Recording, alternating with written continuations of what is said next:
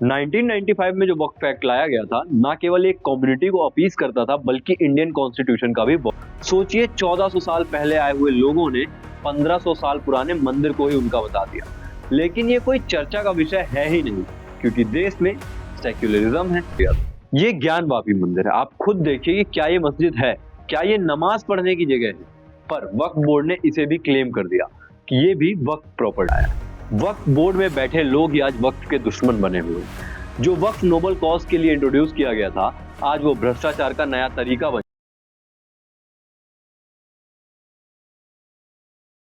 तो होता कुछ यूं है कि 6 दिसंबर 1992 को लाखों कार सेवकों की भीड़ ने अयोध्या में स्थित बाबरी मस्जिद को तोड़कर जमीन दोज कर दिया था, जिससे देश के मुसलमानों में बेहद गुस्सा भर गया था और पूरे देश में कई जगहों पर दंगे भी हुए थे। और यही सब देखते हुए तब की केंद्र की कांग्रेस गवर्नमेंट ने यूपी की भाजपा सरकार को बर्खास्त कर दिया था। और कांग्रेस अपने कोर वोट को खुश करने के लिए कई पैंतरे अपनाती है, और उनमें से ही एक होता है वक्फ एक्ट 1995। और इस एक्ट के साथ ही भारत में एक ऐसे बॉडी का एस्टेब्लिशमेंट होता है जिसके हाथ में असीमित ताकतें दे दी जाती हैं। वीडियो में आगे बढ़ने से पहले समझ लेते हैं आखिर वक्फ है क्या और कैसे भारत में आया।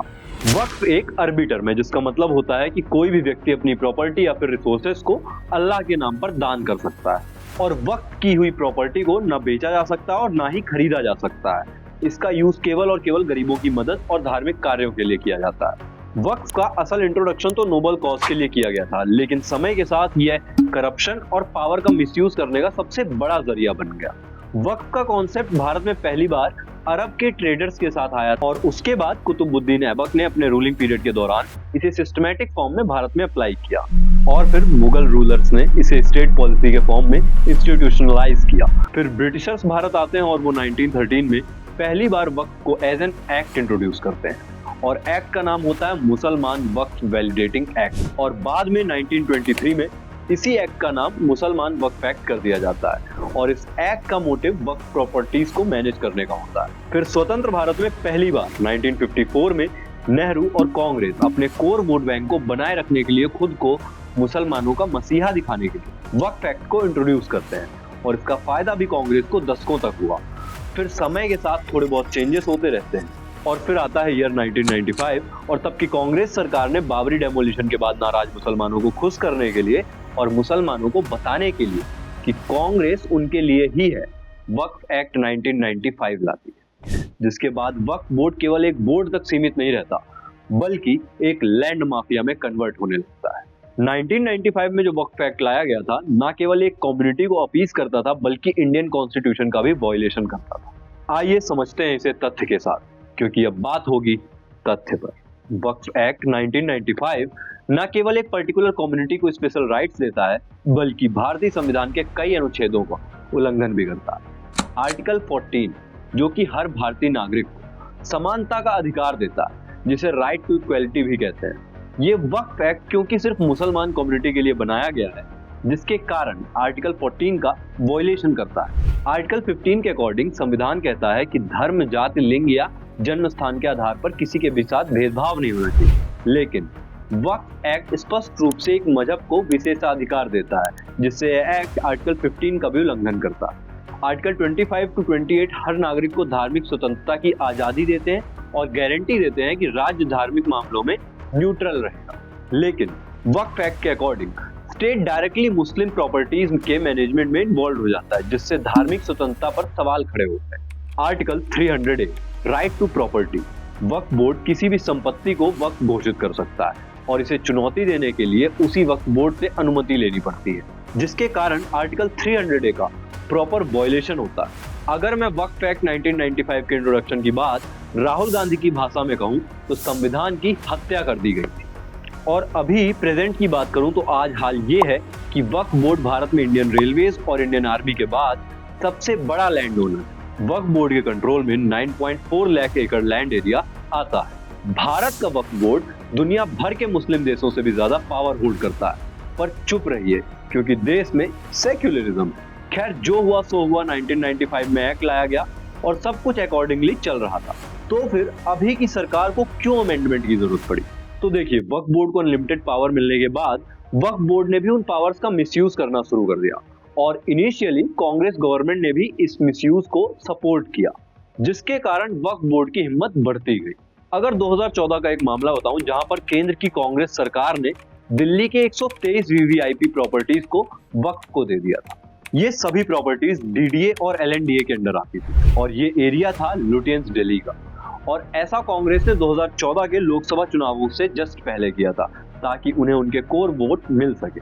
इसके बाद जब सत्ता परिवर्तित होती है, केंद्र में बीजेपी की सरकार आती है, तो वो एक रिटायर्ड जुडिशियल ऑफिसर को अपॉइंट करके इसकी जांच करवाते हैं। और ये मामला जब दिल्ली हाई कोर्ट में पहुंचता है तो वहां दिल्ली हाई कोर्ट वक्फ बोर्ड को अपॉर्चुनिटी देता है कि वो अपना केस प्रेजेंट करे, लेकिन वक्फ के साइड से कोई भी नहीं आया। 2012 में कर्नाटक वक्फ बोर्ड का एक स्कैम सामने आता है जिसमें वक्फ बोर्ड की 54,000 एकड़ जमीन में से 29,000 एकड़ जमीन को कॉमर्शियल पर्पस के लिए यूज किया जा रहा था। 2 लाख करोड़ रुपए की जमीन को इलीगली प्राइवेट इंस्टीट्यूशन को ट्रांसफर कर दिया जाता है। और ये बात आगे न जाए इसके लिए तब के कर्नाटक के सीएम सिद्धारमैया ने इस बात को दबा दिया था।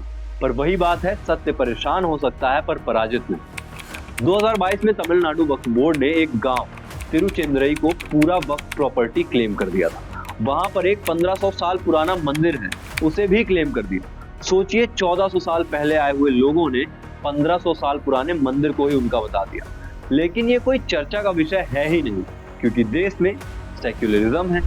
अब आप सोच रहे होंगे कि वक्फ बोर्ड अगर इतनी तानाशाही कर रहा है, सॉरी तानाशाही नहीं, वो तो मोदी जी करते हैं, मनमानी कर रहा है, तो कोर्ट कुछ क्यों नहीं कर रहे हैं? क्योंकि कोर्ट को वक्फ एक्ट 1995 का सेक्शन 83 रेस्ट्रिक्ट करता है। वक्फ एक्ट 1995 के सेक्शन 83 के according Waqf property and claim के केसेस को केवल और केवल वक्फ ट्राइब्यूनल में ही फाइल किया जा सकता है। सिविल कोर्ट को अलाउ नहीं है कि वक्फ से रिलेटेड वो केसेस की सुनवाई कर सके। वक्फ बोर्ड की ताकत का अंदाजा आप इस बात से लगाइए कि वक्फ बोर्ड ने एक बार तो इलाहाबाद हाई कोर्ट पर ही क्लेम कर दिया था। ये ज्ञानवापी मंदिर है, आप खुद देखिए कि क्या ये मस्जिद है, क्या ये नमाज पढ़ने की जगह है, पर वक्फ बोर्ड ने इसे भी क्लेम कर दिया कि ये भी वक्फ प्रॉपर्टी है। ये तो कुछ केसेस हैं।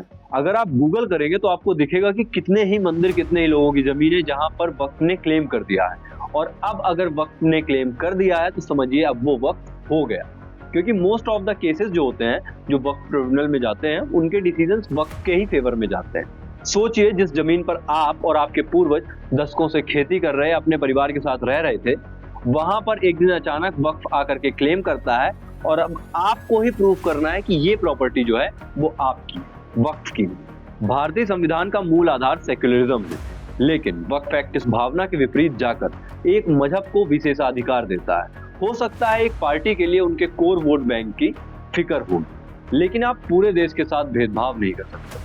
अगर एक मजहब विशेष के लिए ऐसा एक्ट लाया जाता तो या तो सभी धर्मों के लिए सिमिलर एक्ट लाना चाहिए, जो कि एक बेवकूफी से कम नहीं, या फिर इस एक्ट की जो अनलिमिटेड पावर्स हैं उनको न्यूट्रलाइज किया जाए, कंट्रोल में लाया जाए और वक्फ की मनमानी पर रोक लगाई जाए। अगर अभी की बात करें तो करंट गवर्नमेंट ने वक्फ की अनलिमिटेड पावर्स पर रेस्ट्रिक्शंस के लिए और लोगों के लीगल और फंडामेंटल राइट्स को बचाए रखने के लिए अमेंडमेंट लाया, ना कि मुसलमानों पर अत्याचार या उनको बेघर करने के लिए लाया।